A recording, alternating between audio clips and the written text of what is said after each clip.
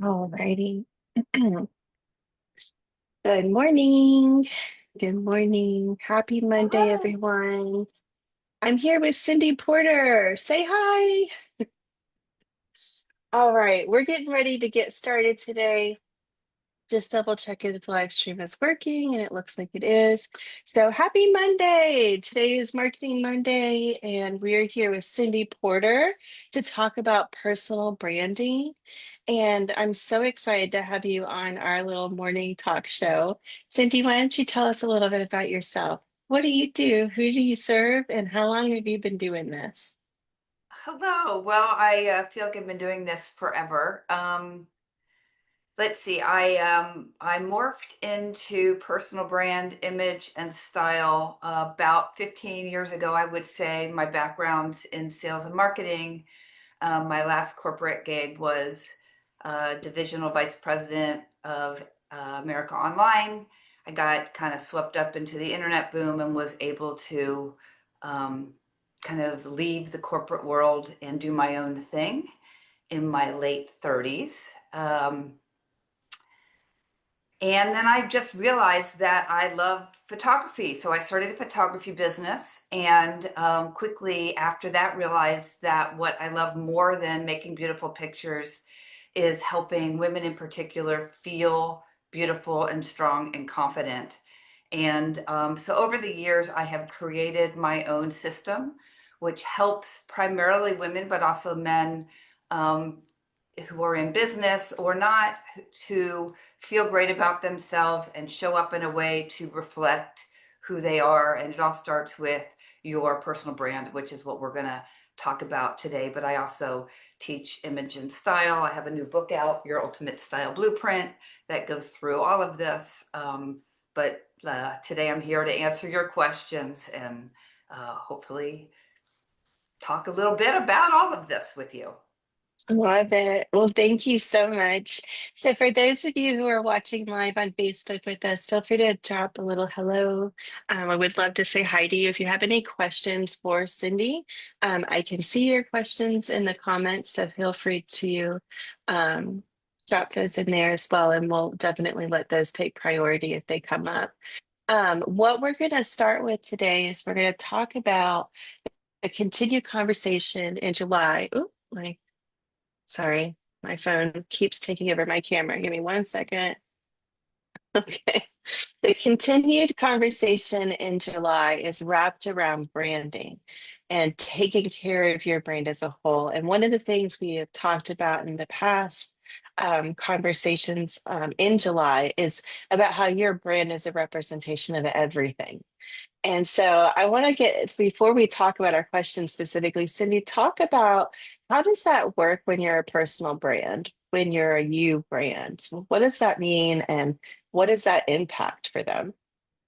Yeah, so one of the things I like to tell people is you have a brand, whether you know it or not, and your brand is who you are, how you show up, what you say, how you look, how you behave, everything you choose to do um, is your brand. So I think the goal for a CEO of your own business is that your personal brand is a reflection of your business brand, that it is one and the same and that the two kind of intersect with each other and that it's intentional. So, as I say, we all have our own brand, but most people aren't intentional about what that brand Right. is. So, the same Right. way a company, I've heard you in some of your others, talk about Mhm.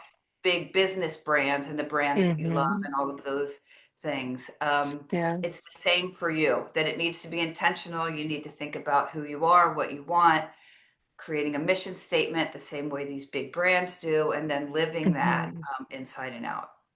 Yeah, that's such good advice. I think a lot of times we can dismiss the value of those foundational principles of building a brand because you're like, oh, when have I ever known a company's mission statement? It's like, whoa, that's not really for anyone else but you making decisions. Like it's a compass for you. And having those foundational pieces put into play and pairing it with the intention of your forward thinking is such a gift to your future business. Like, I know for me, I struggle sometimes with being in my head so much that I don't even know how to define what I want. Like, I just know that I don't want whatever is happening, but I'm like, this isn't enough, or this is too much, or whatever. I just need this to change. But then I can't slow my brain down enough to get into that headspace of going, okay, what do I want?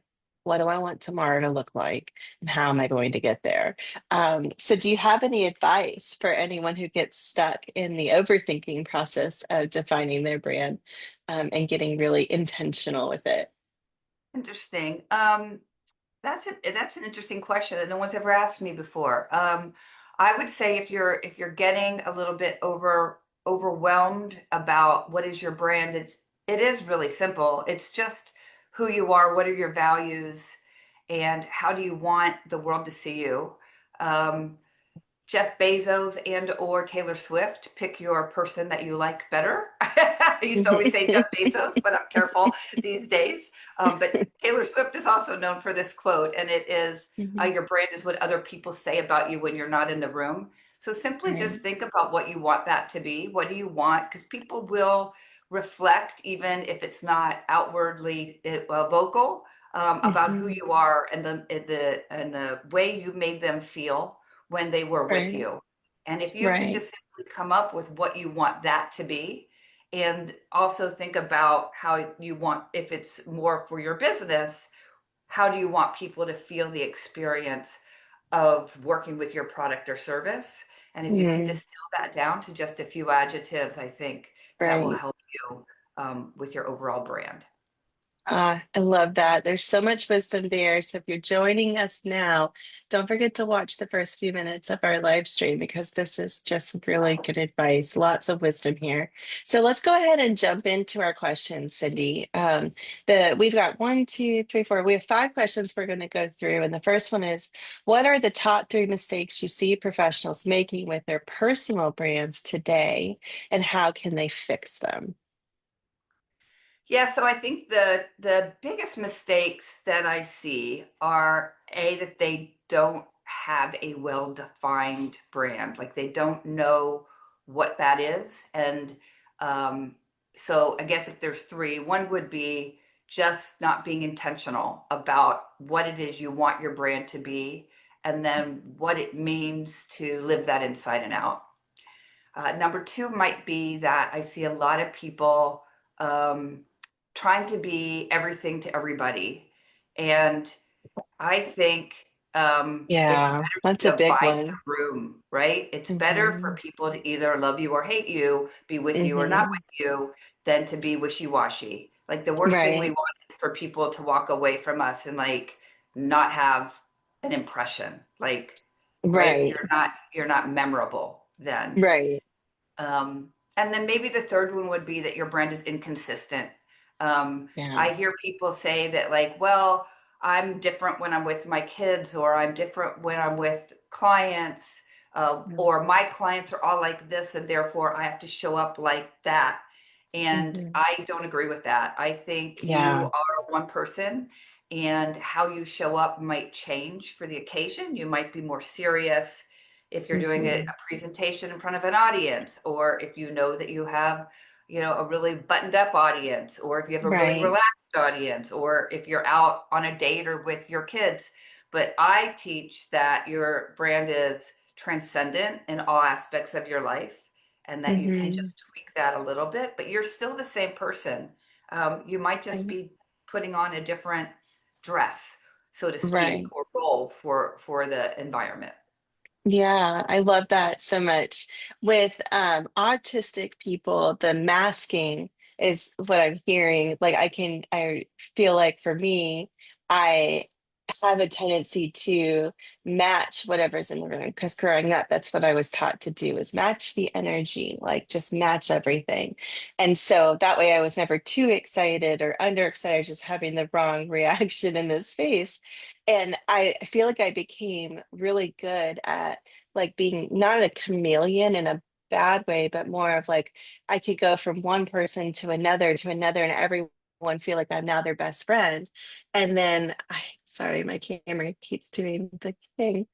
And everyone in that room can feel like they're my best friend, but then by the end of the day, I'm exhausted because I've spent my whole day being different versions of myself. My morals didn't change, but I've changed how excited I was based off of that one interaction, or how much energy I was pouring in, or how deep or how shallow the conversations were. And it would just drain me. And then I wouldn't know who I was at the end of the Yeah, day. interesting. And that's part of your brand. So if you're in a constant state of going, I do everything for everyone, that's where that hit me. That's a very common thing to see adults with high functioning neurodivergence, because they are taught to do everything right at a baseline. So everything's so literal. So it's like, oh, I have to be 100% mom, 100% CEO, 100%. And at no point are you ever taught to slow down to learn yourself. And when you get to know your personal brand, and that can be a part of your day-to-day life, then I feel like you're being the truest version that your brand can have. And I think that's Yeah. a really good, beautiful point. Yeah, no, that's a really interesting perspective. And I think it's true. It's so much less stressful if you just understand who you are and show up as you and know Yes. that you are going to attract like-minded people. And it's okay if Hmm. you don't attract everyone. It's actually Right. better that you don't. Yeah. Right. Absolutely. That's such good advice. I love that. So let's go to the next question. How do you recommend people differentiate themselves in a saturated market? Um, Especially when they're offering services or products that are also offered by other people in that same environment, maybe location wise within 25 miles or something. Yeah, I mean, I think that a personal brand is even more important when you are, say, a realtor, or Hmm. any profession, right? Whether you're a coach or a consultant or a financial advisor, where there's like many people who do pretty much what you do. Um, Hmm.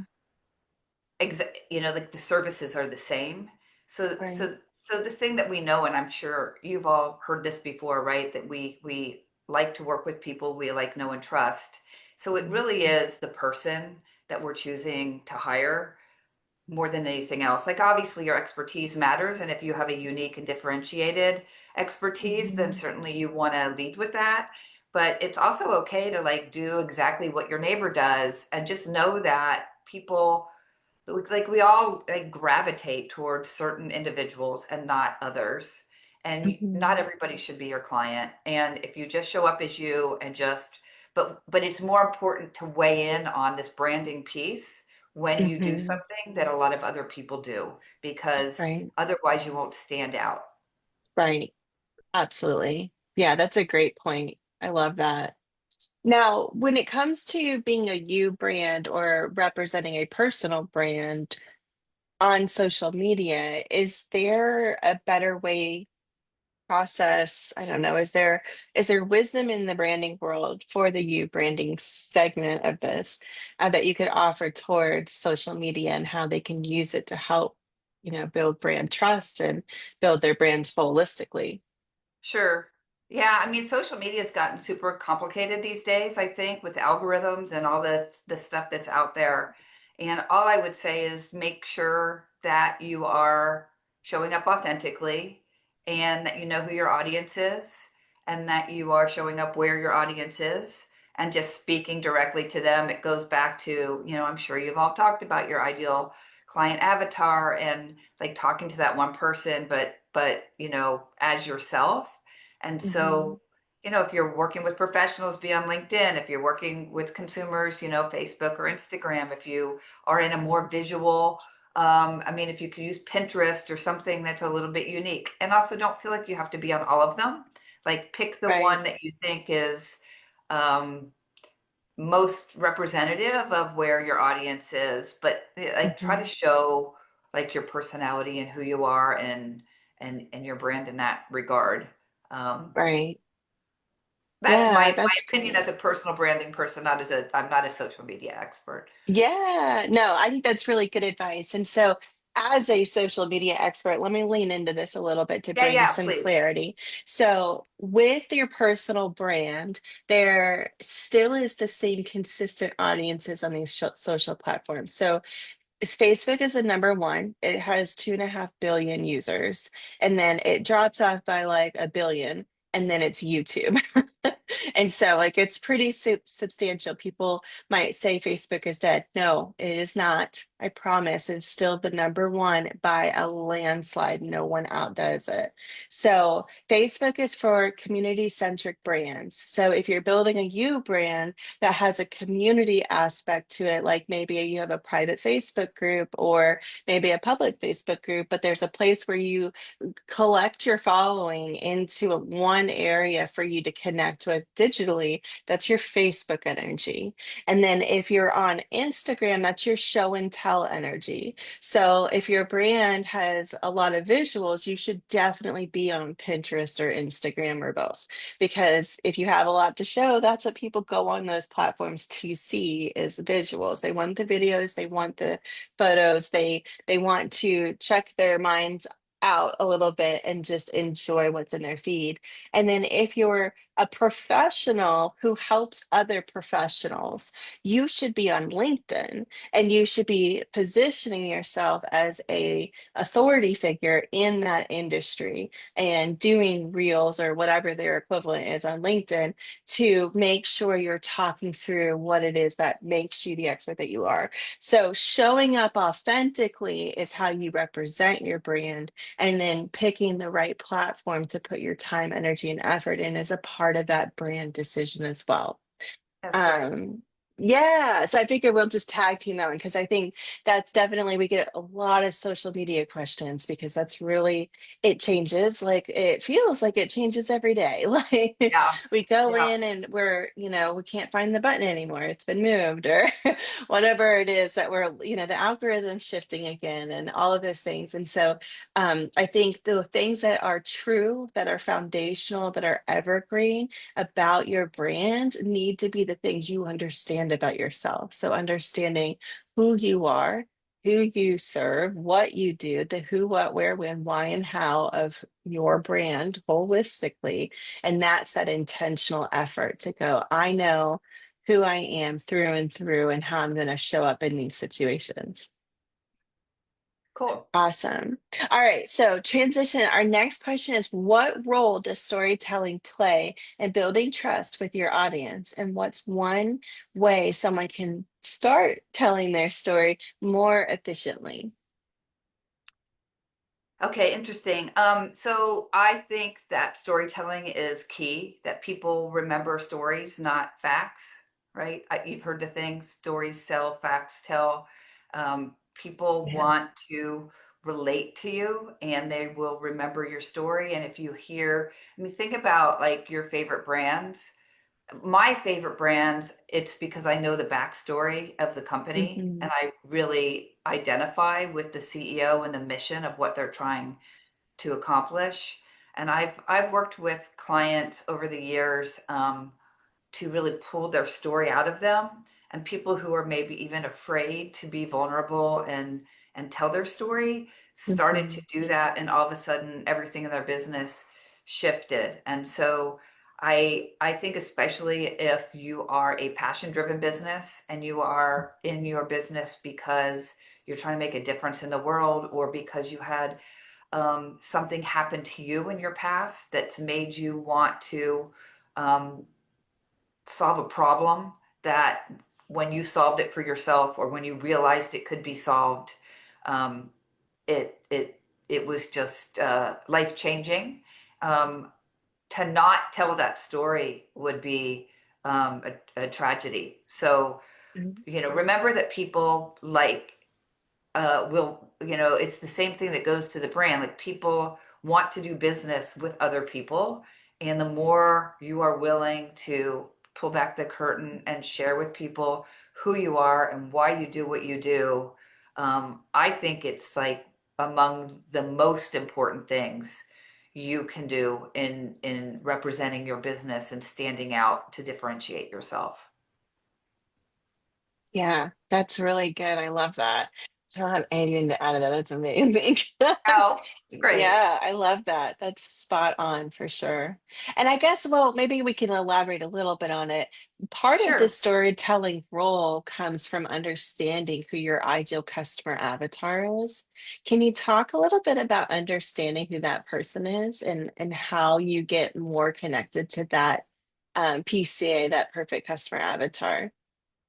Yeah, I do, although I kind of go at it backwards. Like I feel like it's more important who you are and the difference you want to make in the world. And I feel like if you are really clear on that, um, as long as you have social proof for your business and your idea, people will gravitate to you. So that Mhm. if you but understanding your client avatar has to do with after you've been in business, maybe understanding your favorite people, like who do you really feel like you've like in my business, transforming the lives of women is my biggest Mhm. motivation. And I started my business because what I do transformed my life, and I wanted to do the same for others. And then now that I've been in business for many years, I can look at who have been my favorite clients and how do I get more of them compared to other people who I haven't enjoyed working with as much. So I'm sure you've done a lot of work on how to get to Mhm. your ideal client avatar, but I do think it starts with why are you in business in the first place? What is that mission statement? And um, it's kind of like if you can figure that out, I think they will come. If you are Yeah. just you are clear on that as compared Mhm. to trying to be something else for other people. Um, Right. is that does that answer your question, or were you asking something different than that? Oh, no, absolutely. That answers my question. I think it's just when you're talking about storytelling, sometimes I think it would be easy for us to get stuck in our head. Like, well, what part of my story or from what perspective should I be sharing it? So I like the idea of building it out backwards, going, I know who I am. I know how I'm going to show up. Here are my core values. Here's my mission. Here's my vision. This is the direction I'm going in as a representation of my brand. And then going, now who's coming with me? Who do I want to invite into that conversation and then working that from there. So I think that's Sure. brilliant. Yeah.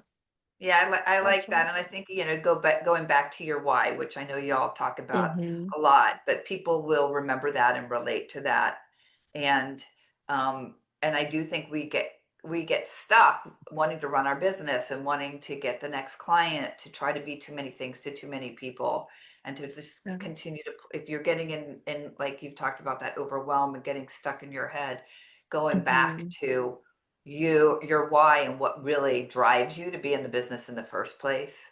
Because I Right. think a lot of your audience are passion-based businesses Hmm. who, are trying to make a living, of course, and want to grow their business, but it's because Hmm. they want to make a difference in the world. And so what is that difference? And like just staying true to that and not wavering to, oh, like looks like there's an audience over here. Well, is that really the people I want to serve? Is that Right. really right? Like maybe, maybe not. Right. I think for me, for anyone who's like, well, how do you know if you're at the right audience or you want to, if you have difficult clients that you're finding that your business is attracting or something like that, how do you handle that? And for me, in my former years when I was a business owner, what I did was I started to trust the process enough to say no to people who I knew intuitively were not a good fit. And I think at the beginning when you're starting your business, especially if you're a service-based business, you're going like it's very feast or famine. Like you either get the referral and then get to talk to someone, or you have to go find all those people, and you're defining yourself still and probably don't have a lot of clarity around who your ideal customer avatar is yet because you're so new into it. And it can make you feel very overwhelmed. But when you get that understanding of who you are and who your ideal customer avatar is, and then somebody comes for a consult with you and just intuitively go, I don't know, I've seen this pattern and I'm not interested in repeating it. I'm not saying yes to working with this person. If you can get yourself to those places, it frees you up for the space to have the right type of client. And my measurement was if it cost me my piece, it was too expensive. So I couldn't take on a client that stressed me out before I even wrote a proposal. Like, No, that wasn't going to work for me or Right. my brand. That's not how I want to operate. I don't want to feel like the world's on fire when I'm working with a client. Like I had to define what my measurement was, what was my thing, my compass, like what kept me on track. And for me, it was my peace. So if I was stressed before even writing the proposal, I was feeling that friction, I started saying no to certain types of individuals that I knew wouldn't be a good fit for our brand. And then all of a sudden it was like client after client after client that was just like me, people who aligned with, the same things that I align with. And our team, like everything was peaceful on the team. And it just like allowed us to be in the flow. And part of that was just being able to trust that process to say, this is my boundary. These are my requirements as a business owner, of who I will or will not entertain as in the, workplace, because it's a part of their brand. And I think that that's the way you explain it. It's just really great. Very, Well, yeah, I love how you bring up boundaries too, because I think it's, both professionally and personally, like mhm, the more we live, the more we realize that we need to put boundaries around the people who are in our lives. And if people aren't bringing you, um, and as you said, like you need the clients, right, to for your business to right, survive, especially when you're new. But if they're draining you, you're not going to show up as the best version of yourself for the clients who are lovely to work with. So right. it Yeah. feels counterintuitive to say, you got to fire your clients sometimes or say no to certain Hmm. people, but it is. Sorry, I just have Yeah. something on my screen here. It's really important. It is, absolutely. Now, our final question for you today for this morning is, when is the right time to know you should be investing in your brand, whether it's a brand refresh or maybe a full rebrand? How are there any like signals or sign like something that we should be looking for that would go, you need to become introspective and work on your brand? Interesting. Yeah, I think that your brand is an evolutionary process and that you're never done. And it's something that you potentially should revisit maybe annually, like if the beginning of the school year or the beginning of the calendar year is a time where you sit down and come up with goals for your business. Um, so one thing is that, like, ask yourself, am I investing in my brand? Do I look the part of my brand? Does my Zoom background reflect who I am? Like little things can make or break how people perceive you. Um, Right. and are you showing up in a way that you want to? You know, does your website reflect? It's not just about your colors and your name, but it's like, are you putting things on there that reflect your story? And are you doing all those things? Mhm. So just maybe ask yourself, or ask for feedback from your community. Like, what do you see? And the other thing I would say is if you find that you aren't attracting clients or you're attracting the wrong clients, or you just have a gut feel that you don't feel comfortable in your own skin, that Mhm. those things also might be triggers that you want to look internally. But one of the things when I work with my clients, I ask them to do is to do some kind of a survey. You can do it informally as like an Mhm. anonymous survey to, I call it a 360.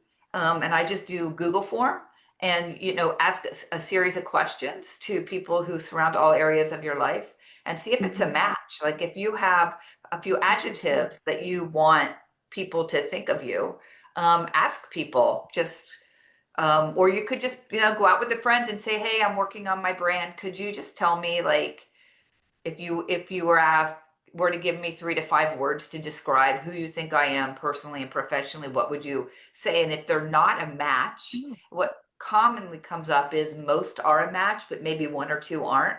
Like maybe Mhm. people aren't taking you as seriously as you want, or maybe you're youthful and and people aren't taking you as seriously, or maybe you're aging and people feel like you're um, not as current, or maybe you're intimidating to people and you need to work on something softer. Like it could just be a couple of little things that you're doing that could be getting in the way of whether you're attracting people to you or not. And to be brave enough to ask people, like, what do you see? Um, Yeah. I think that's helpful because it's hard for us to see ourselves and it's hard for us Yeah. to see ourselves objectively. I love that. I think that's great advice. Well, thank you so much, Cyndy, for hopping on. Sure. I'd love to give you a chance to talk about your book for a second. Tina wrote in the comments that she was interested in learning more about the book that you wrote. Can you tell Oh, us where we can get it and thank you, tell us a little Tina. bit about your book? Yeah, so it's just behind me. It's your ultimate style blueprint. It is on Amazon as well as in lots of other book places. So you can just Google it and find it. The Kindle version is pretty inexpensive, and it took me about 2 years to write. It's written for primarily women, but it's also inclusive of men. And it takes you through my whole process from the beginning of how do you create a personal brand. And then my real expertise is then how do you dress in a way that A, communicates that brand. You know, we know that people make first impressions in nanoseconds. It used to be 7 seconds. Now we know it's milliseconds. And that people hold on to those judgments for sometimes up to 6 months. So how we show up actually makes a big difference. And it's something that people often don't think about as the thing they should think about in their business. Is like this presentation Mm-hmm. is even more important than your logo and your colors and your all of the other kind of Right. branding stuff you're doing for your business. So the book goes into first creating that brand, and then how do I dress in a way that communicates that? And then if we look at all of us, you know, unique individuals of different shapes and sizes and colors and scales, etc. How do we Mm-hmm. also dress in a way that we just feel beautiful in our own skin every day and carry that confidence with us into everything we do? So the book lays that all out for you. It's a quick read. You could get through it in a weekend if you wanted to, or just use it as a reference. So, yeah, check it out if you want to. Awesome. Sorry about the camera again. Hang on one second. I don't know why my phone keeps taking over. Well, thank you so much, Cyndy. If you're able to drop that link in the chat for me, I can throw it on social for you in the chat over here so people can get to maybe your Amazon link and get to your book. And then, um, is there anything else before we get out that you'd like to share about personal branding? No, if there's any questions in the chat, I'm happy to answer them. Otherwise, thank you so much for the time with you and doing the work you're doing. Yeah, thank you so much. Well, everyone, I hope you have a great week and we will see you next week for Marketing Monday. Okay, Bye, Cindy. Thank you. bye.